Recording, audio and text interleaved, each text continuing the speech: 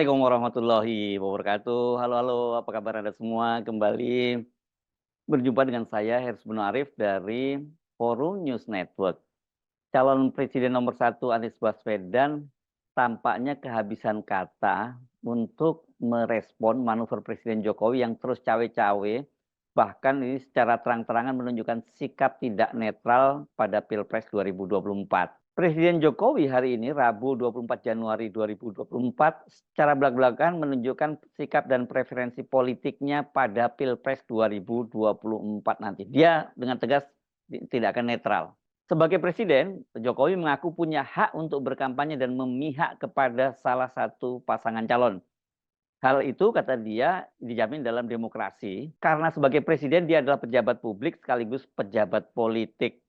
Batasannya kata Jokowi sangat jelas, yang paling penting ketika berkampanye dia tidak menggunakan fasilitas, fasilitasnya sebagai pejabat negara atau sebagai presiden. Wajar ya ketika ditanya oleh wartawan itu Anies tampak kesulitan menjawab. Dia sempat tertegun untuk merespon pernyataan Jokowi. Pak Anies tadi pagi Pak Presiden Joko Widodo menyampaikan sebuah statement bahwa dia mengatakan bahwa Presiden itu adalah warga negara dan dia berhak untuk memihak dan juga berkampanye dalam demokrasi. Tanggapannya Pak Anies sebagai salah satu yang merupakan peserta dalam Pilpres 2024 Pak Anies. Iya, menurut saya masyarakat bisa mencerna dan nanti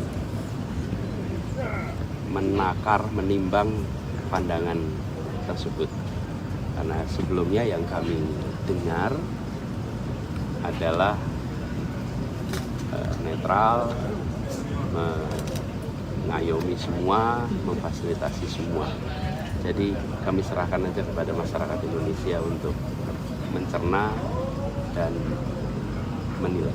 Soal netralitas para penyelenggara ini, khususnya presiden itu kan sudah pernah disampaikan langsung oleh Anies ketika dia bertemu dengan Presiden Jokowi pada waktu itu tanggal 30 November 2023. Anies itu diundang oleh Presiden Jokowi bersama dengan dua orang calon presiden lainnya, yakni Prabowo Subianto dan Ganjar Pranowo. Saat itu Anies itu menyampaikan secara halus bahwa dia menyampaikan titipan pesan dari banyak masyarakat yang sayang kepada Jokowi agar aparat negara itu bersikap netral. Kami sampaikan terima kasih atas undangan untuk jamuan makan siang dengan Pak Presiden. Saya terima undangannya pekan lalu untuk diundang hari Minggu, tapi kami sampaikan hari Minggu kemarin ada komitmen dengan masyarakat di Jember sehingga tidak bisa. Lalu terima kasih berkenan dibuatnya hari Senin sehingga kita bisa ikut sama-sama hadir. Dan tadi kita ngobrol santai, banyak hal yang dibahas, banyak hal yang didiskusikan, tapi semuanya sifatnya ringan-ringan gitu ya Pak ya. Tidak ada sesuatu yang berat. Hanya kami tadi sampaikan kepada beliau bahwa kami sering bertemu dengan banyak orang-orang yang sayang pada Pak Presiden. Dan mereka-mereka yang sayang ini menitipkan pesan untuk Bapak Presiden bisa menjaga netralitas dan menegaskan kepada seluruh aparat untuk menjaga netralitas di dalam Pilpres pemilu. Dan tadi beliau sampaikan bahwa beliau memang mengumpulkan pejabat, gubernur, bupati, bahkan akan mengumpulkan TNI, polisi, dan semua aparat-aparat untuk netral. Dan kami melihat itu adalah pesan penting yang bisa membuat Pilpres kita besok berjalan dengan aman, damai, karena seluruh unsur penyelenggara menunjukkan sikap yang netral, yang profesional.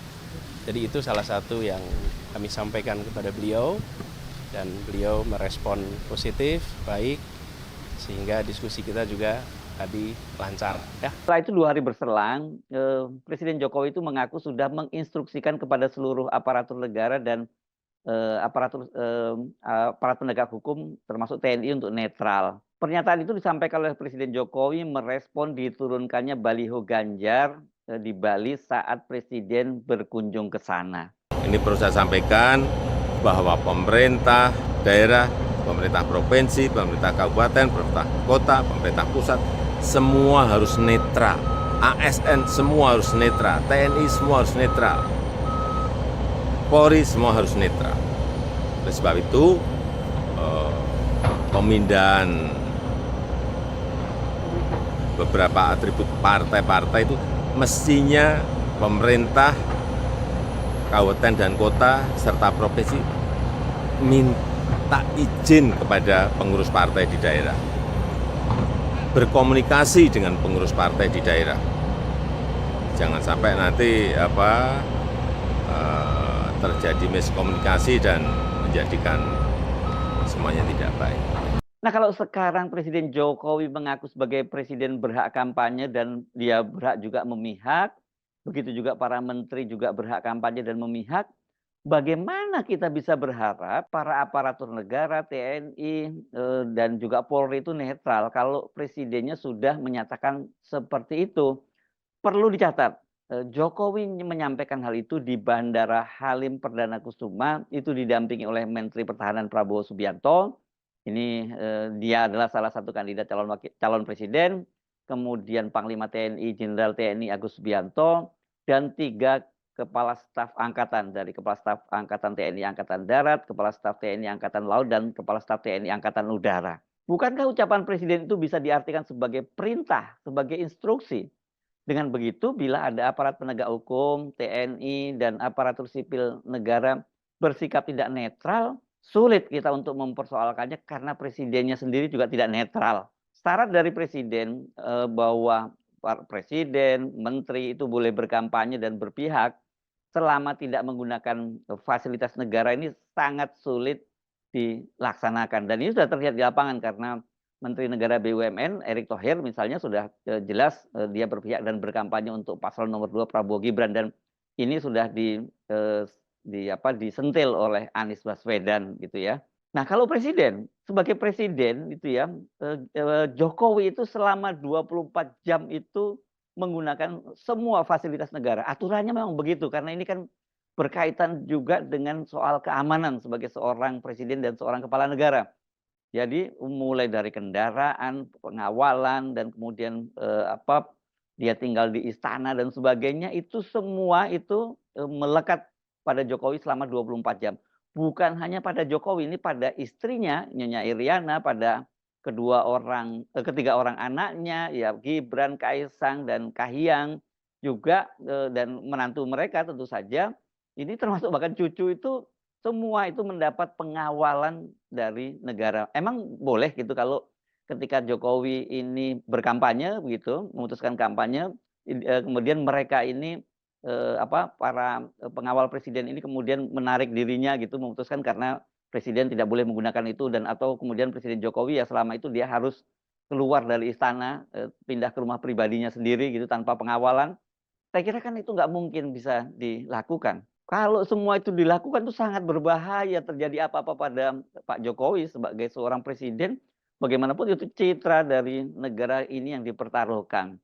Contoh terbaru itu adalah apa yang dilakukan oleh istri Jokowi, Nyonya Iriana. Ketika Presiden Jokowi melakukan kunjungan kerja ke Salatiga, Jawa Tengah hari Selasa 23 Januari 2024, dari mobil kepresiden yang dikawal oleh iring-iringan pasukan pengamanan itu muncul seseorang yang mengacungkan salam pose 2 jari. Ini dari mobil kepresidenan ya.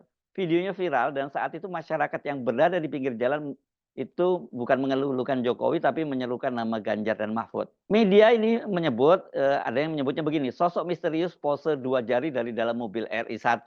Namun ada media yang secara tegas menyebut bahwa pose 2 jari dari mobil kepresidenan itu dilakukan oleh Nyonya Iriana.